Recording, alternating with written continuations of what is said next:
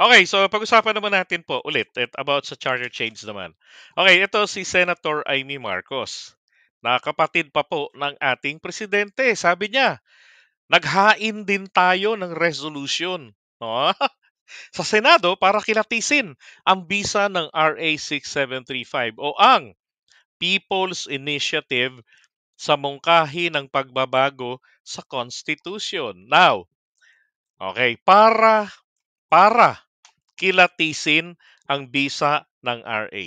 Ito tayo eh.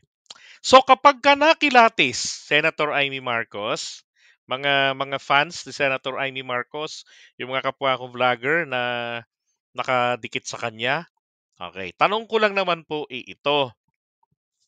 So kapag ka habang kinikilatis niya, ano ang effect nito sa umuusad na People's Initiative? Kapag natapos na siya sa kanyang kilatis, ano ang effect nito sa umuusad na People's Initiative?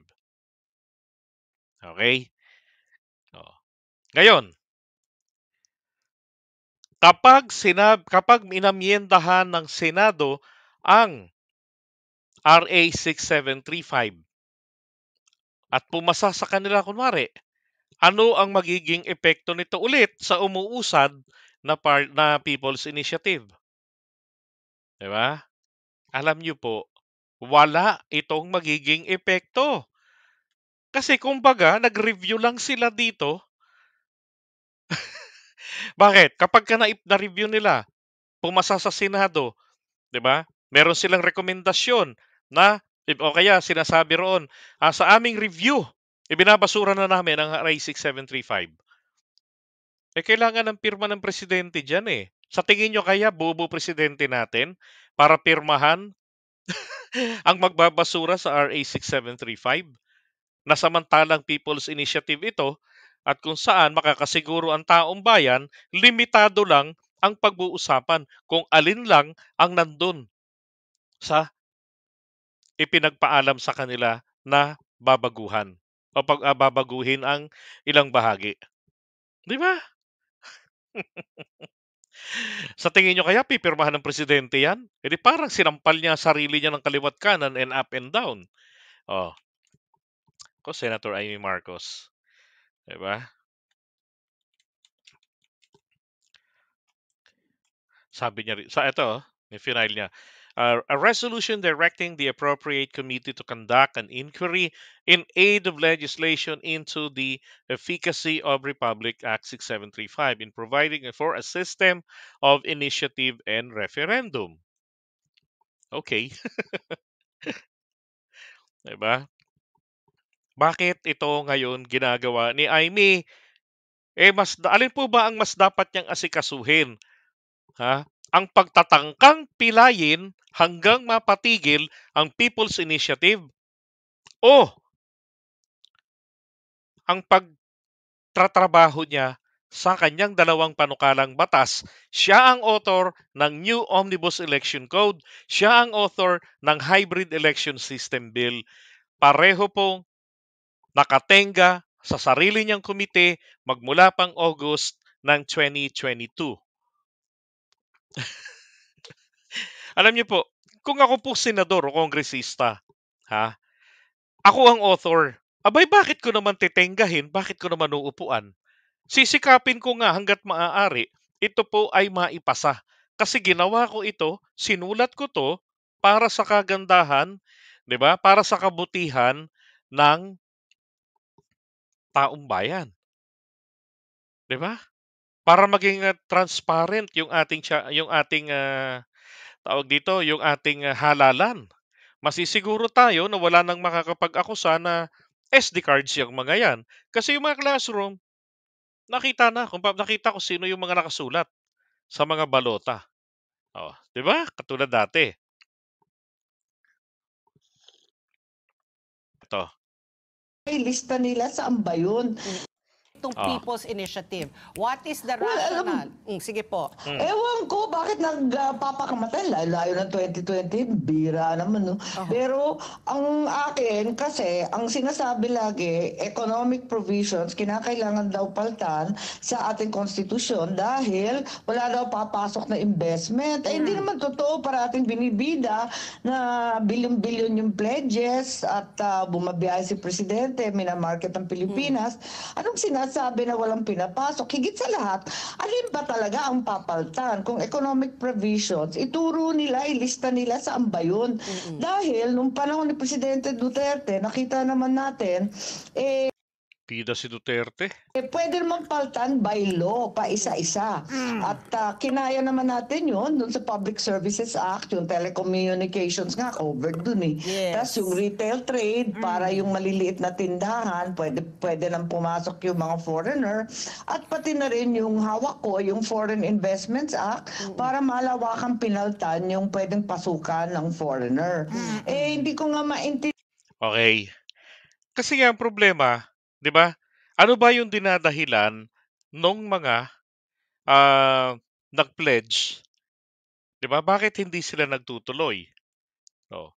Ay isang nakikita nila mga problema natin diyan sa ating batas na dahil po masyadong mahigpit, may yung mga economic provisions na very restrictive, eh sabihin man nila na meron kaming ginawang batas na ganito ang niluwagan namin. Mga kababayan, kung masikip ang basihan at ang ginawa nyo ay maluwag, anytime, pag challenge yan sa Supreme Court, natural, i-invalid ng Supreme Court yan. Alaga naman na, di ba? Yung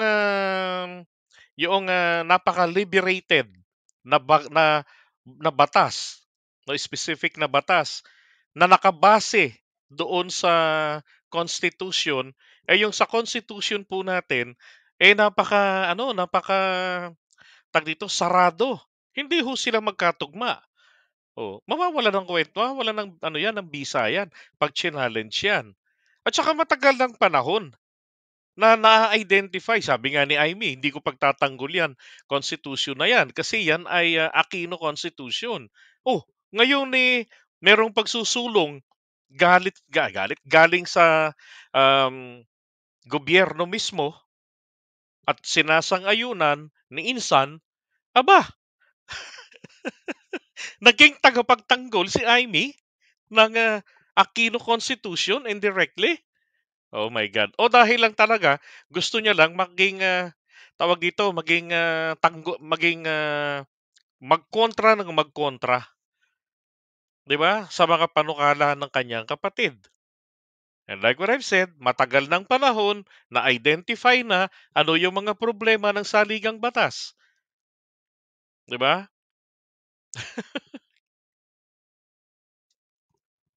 Mm. Pwede naman pala yung paisa-isang ganon. Hindi ka naman gagastos ng 14 billion Yeah. at hindi naman magkakagulo yung buong mundo at talagang kung ano-ano na naiisip natin at 20 million ang kada distrito. I'll bring it up again, Senator. Ayun, 20 million naman daw po kada distrito.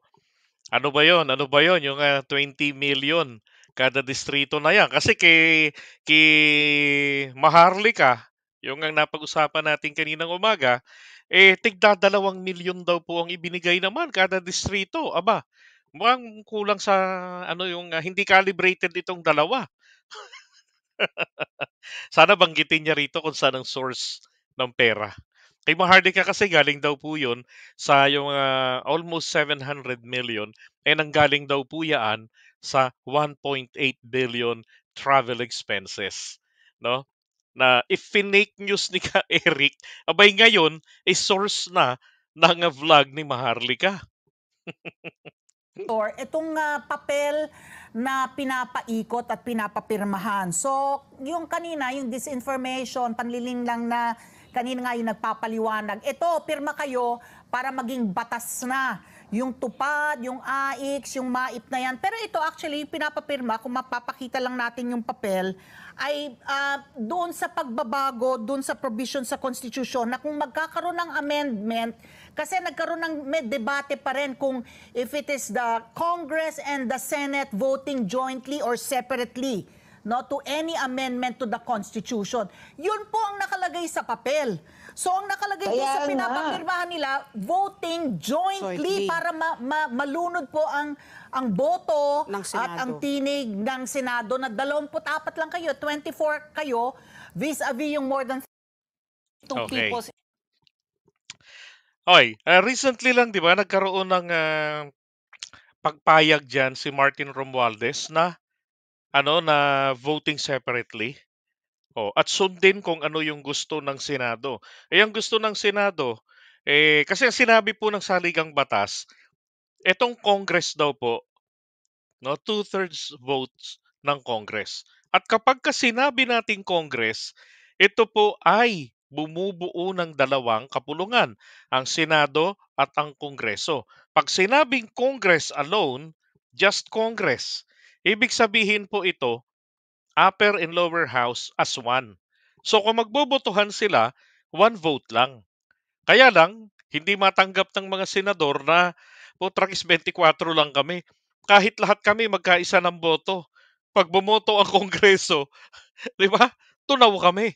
Oh. At dahil wala pa pong paglilinaw dyan ng Supreme Court, ano ba talaga ang dapat na gawin doon sa party na pag binabanggit ng Congress? So mangyayari dito, di ba? Pwede nilang sabihin na, hindi, separate ito.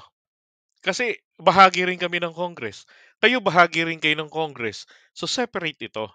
Pero kung may ruling na dyan, mayroon ng tinatawag na precedents ang Korte Suprema, wala na silang magagawa. Pero bakit wala po sa kanila ni isa ang nagcha-challenge niyan sa Supreme Court para linawin yan bago pa mag-arise ang isang issue regarding na may kinalaman sa voting.